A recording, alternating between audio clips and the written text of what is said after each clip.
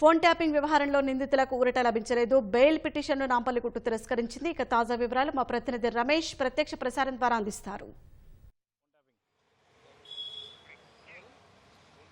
Phone tapping case నిందితులకు Nampally court bail నిరాకరించింది. నలుగురు నిందితులకు సంబంధించి కూడా బెయిల్ పిటిషన్ దాఖలు చేశారు. నిన్న జరిగిన వాదనకు సంబంధించి కూడా ఇరు వాదనలు ఇటు బెయిల్ పైన కూడా వాదనలు జరగడం జరిగింది. ఈ రోజు కొద్దిసేపటి కిందనే బెయిల్కి సంబంధించి కూడా నాంపల్లి కోర్టు తీర్పు వివరించడం జరిగింది. పోలీసులు విచారణకు సంబంధించి కూడా విచారణ దశలో ఉంది కాబట్టి ఈ కేసులో నిందితులకు బెయిల్ ఇవ్వద్దని చెప్పి కూడా పోలీసులు నాంపల్లి కోర్టును కోరడం జరిగింది. పోలీసులను ఏకీభవిస్తూ కోర్టు కూడా ఈ తీర్పునైతే వెల్లడించడం జరిగిందని చెప్పవచ్చు. దీంట్లో రావు, తర్వాత భుజంగరావు, తిరుపతన్న, తర్వాత రాధాకిషన్ రావుకు సంబంధించి కూడా ఈ నలుగురిని ఇప్పటికే పోలీసులు అరెస్ట్ చేసి రిమాండ్ తరలించడం జరిగిన సంగతి తెలిసిందే. అయితే మరొక పక్క పోలీసులు కూడా ఆ ఛార్జ్షీట్కి సంబంధించి 4 సార్లు ఆ ఛార్జ్షీట్ దాఖలు చేయడం జరిగింది. కొన్ని సాంకేతిక పరంగా ఛార్జ్షీట్లు లోపాలు ఉన్నప్పటికీ నాంపల్లి కోర్టు వారిని మళ్ళీ వెనుకకు పంపడంతో తర్వాత మళ్ళీ ఛార్జ్షీట్కి సంబంధించి కూడా సరైన వాటికి సంబంధించి కూడా ఛార్జ్షీట్ను కూడా దాఖలు చేసినట్టు కూడా తెలిసింది. అయితే ఈ కేసు సంబంధించి కూడా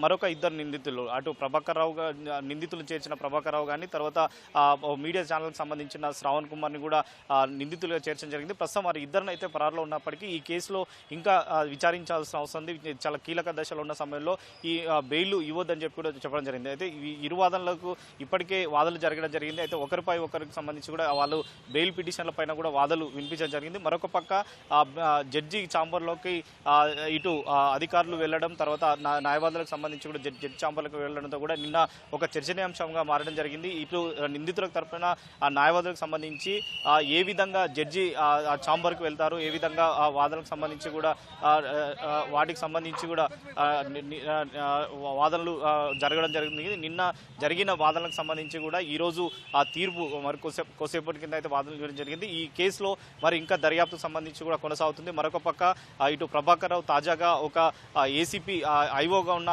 అధికారికి ఏసీపీకి ఒక లేఖ రావడం జరిగింది. తను అనారోగ్య కారణంగా అమెరికాలో ఉన్నాను, తర్వాత వారికి మెయిల్లో కానీ తర్వాత వాట్సాప్ కాల్కి సంబంధించి కానీ అందుబాటులో ఉంటాను, విచారణకు సంబంధించి కూడా నేను సహకరిస్తానని చెప్పి కూడా ఆ లేఖలో పేర్కొనడం జరిగింది. కాబట్టి ఈ కేసు సంబంధించి కూడా మరి పోలీసుల దర్యాప్తుకు సంబంధించి ఇంకా ఏ విధంగా ఉంటుంది. ఇప్పటికే ఛార్జ్షీట్లో పలు అంశాలను కూడా పోలీసులు చేర్చడం జరిగింది. ఫోన్ ట్యాపింగ్ సంబంధించి ఎవరెవరు ఆ ఫోన్లో ట్యాపింగ్ చేయడం జరిగింది, వాటి వివరాలు కూడా ఇప్పుడు గతంలో కూడా కోర్టు ముందు అయితే అదే పోలీసు అధికారులు అయితే పెట్టడం జరిగింది. కానీ ఈ వాదనలకు జరిగిన నేపథ్యంలో ఇప్పుడు పూర్తి స్థాయిలో ఛార్జ్షీట్ అయిన తర్వాత కూడా వీళ్ళు బెయిల్ నిరాకరించడం జరిగింది. మరొకసారి వీళ్ళు అంటే కొన్ని రోజుల తర్వాత నిందితులకు సంబంధించి కూడా బెయిల్ పిటిషన్ మరొకసారి వేసే అవకాశాలు అయితే ఉన్నట్లు కూడా తెలుస్తుంది. Vote studio.